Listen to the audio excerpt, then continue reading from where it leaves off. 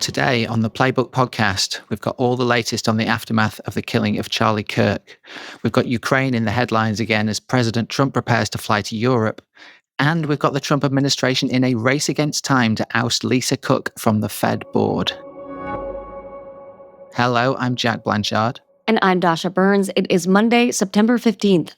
And this is the Playbook Podcast. Good morning. Good morning. Let's get right into this. Let's do it. The Charlie Kirk story, of course, is dominating everyone's thoughts and all of the news sites this morning in DC, and I'm sure will continue to do so through the week.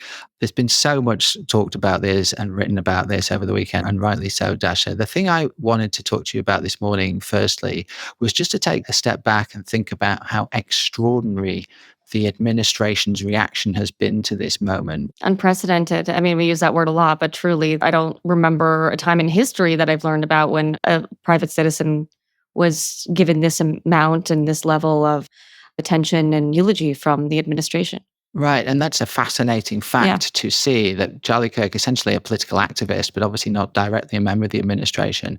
If you just go through what's happened since the appalling killing last Wednesday, we have President Trump announcing that flags would be flying half-mast across the country for days afterwards. We had President Trump announcing that Charlie Kirk would be awarded the Presidential Medal of Freedom after his death. We saw Vice President JD Vance cancelling his 9/11 memorial events to go to Utah to help bring his friend's body home. And then last night, Dasha, we saw this extraordinary prayer vigil at the Kennedy Center in DC, and the list of speakers there included many, many of the most senior Republican politicians, right? Oh, it was everybody, yeah. I saw Mike Johnson, the speaker. I saw Caroline Leavitt. I saw Carrie Lake. I saw RFK Jr. I saw Tulsi Gabbard. List goes on, and then today, another extraordinary moment, we've got Vance, a serving vice president, is actually going to host Charlie Kirk's podcast show at midday. Again, I don't think we've ever seen anything like that from a serving vice president. No, absolutely not. And even members of the MAGA movement are commenting on just how historic this is. I mean, I think this does stem from a truly fundamental bond between Charlie Kirk and the administration that existed on many levels. There was a personal level where a lot of those people were personally close to Charlie and his family. And then there's the political level. I think there are so many people who have been asking questions about the future of the Republican Party after President Trump, right? And it's not clear what direction it's going to go in, if it's possible for anyone to be able to carry forth something that feels so unique to this character of Donald Trump. And I think that Charlie Kirk really gave the conservative movement a light to head towards, a North Star, when it comes to how this movement, how MAGA, how America First, how what Trump created can move forward. He was galvanizing young people. He was paving that path, and he was helping to translate some of the basic tenets of Trumpism to a new generation. And I think the power of that and the reverence for that President Trump and all of his allies have felt can't be ignored. Completely. And he obviously had, Charlie Kirk, this incredibly close bond with very senior member of the administration, JD Vance,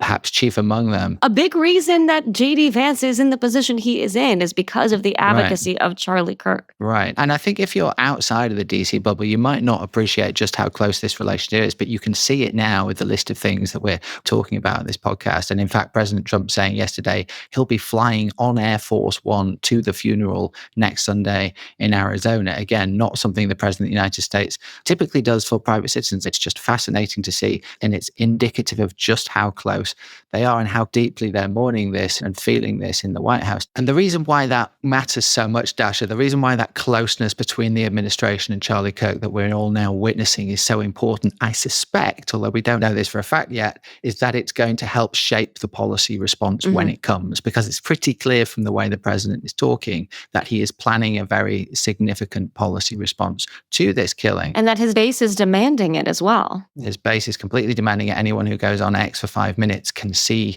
the vitriol and the anger and the people demanding action from the government in all sorts of different forms. It's important to say, of course, that we're only still just starting to learn about the accused shooter in this case. He was only arrested a few days ago. We're only learning a few facts over the weekend. We're expected to learn a lot more about the alleged shooter, Tyler Robinson, this week. I think tomorrow we're expecting to see charges filed, and we'll get some more details about him at that point. But even before we we've learned all that, just from the way the president and people around him are talking, you can see they're already starting to make up their minds that this is going to require, in their view, significant policy action. Right. And the president was pretty vague about it when he was asked about what the response might be when he was leaving Marine One yesterday.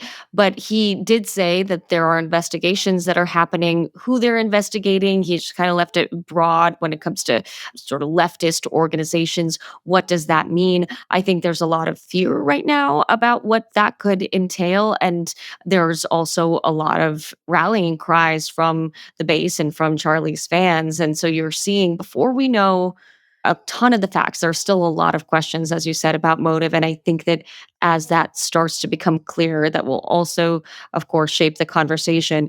But even now, there's been a very quick, very heated, very political response to this that is very much pointing to the other side of the aisle as kind of the enemy. And that, I think, is a big concern for a lot of people. And in a time that has already been very polarized, this feels like a bit of a, blowing the lid off of a pressure cooker.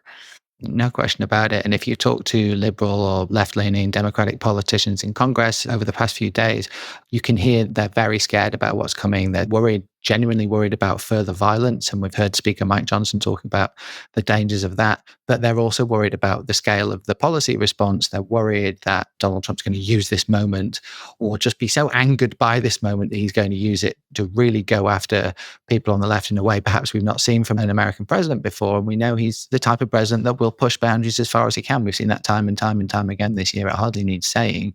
And so with the weight of all this emotion behind him, not just from his base, but from within the White House, it's not hard to imagine him going pretty far with this. And to that point, Jack, I mean, this is a president that is often led by his instinct, by his emotion, by his gut, as he calls it, whether it's negotiations on Russia-Ukraine or trade decisions, right? And his tariffs, he talks about how he's going to follow his gut. And this is something that has been a gut punch to him and to so many in the administration. So you can really see how much what we talked about just now about the closeness, both personally and politically, of Charlie to this administration might have an impact on the policymaking here.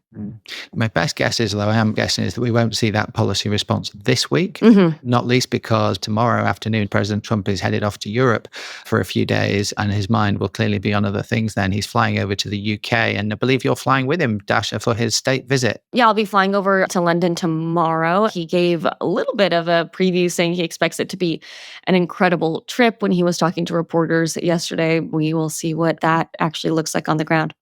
They tell me that Britain is going to be pulling out all the stops for the president and the first lady. He gets there late Tuesday night. Wednesday is going to be the day when we see Britain really do the whole pomp and pageantry and all that stuff that we like to think we do very well. I am very excited to dig into all of that with you, my friend, in the nights to come. You bet. That's all coming ahead. But I think also it's going to be interesting because the British Prime Minister Keir Starmer is going to want to talk to him about some pretty hot button issues, not least trade, but also Ukraine.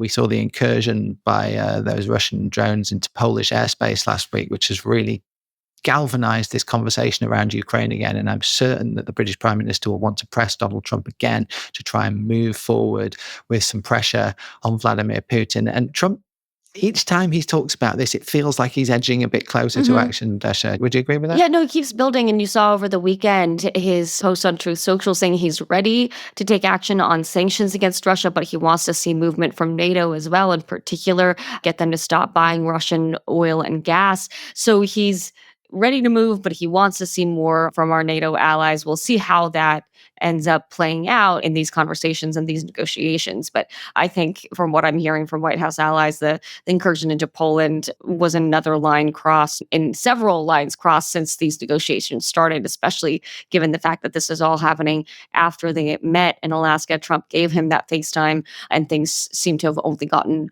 worse in terms of Russian action since then. Exactly. We haven't even really seen lip service from Putin since that meeting, have we? All he's done is stonewall Zelensky, bomb Ukraine even harder, and now start flying its drones over actual NATO countries for the first time. So it doesn't make Donald Trump look very good. As you say, Some European countries are still spending lots of money on Russian oil. So Donald Trump does have a point here that if we're expecting big sanctions from the US, then, why isn't everyone pulling in the same direction? Yeah, and that's actually something that Ukraine advocates that I've talked to have pointed out as well. There are levers that the Europeans can pull here. You bet. So no doubt that will be a hot topic all this week. The other thing that's going to be a hot topic all this week, and will certainly be a hot topic today, ahead of this big meeting that we've all been counting down the days to, really, I know the president has, which is the Federal Reserve's board getting together to talk about cutting interest rates. Now, the meeting starts on Tuesday. They announced their decision on Wednesday afternoon. Most people are expecting a small interest rate cut, probably not as big as the president wants. The reason this is a hot topic today, Dasha, is because the White House are engaged in this extraordinary attempt to pull one of the Federal Reserve governors out of that board meeting and essentially ban her from it because they're trying to fire her. They're running out of time. So they have to win a court case today to stop Lisa Cook, who, as we know, Donald Trump's fallen out with pretty badly, to stop her being part of that meeting. Yeah, and we've seen Trump win in the courts. We've seen him lose in the courts. And either way, he often rails against them. So we'll see what happens here. There is a limit to his power in this case, which often leads to some serious frustration on the part of the president. See where it goes, but we'll certainly see some last minute court action today ahead of that meeting. And you just know, whether you're in the middle of Windsor Castle on Wednesday afternoon, Dasha, at a state banquet, Donald Trump will still be tweeting about Jerome Powell and interest rates wherever you are. His Truth Social expounds on many a topic each and every day, so we can be prepared to get news there regardless.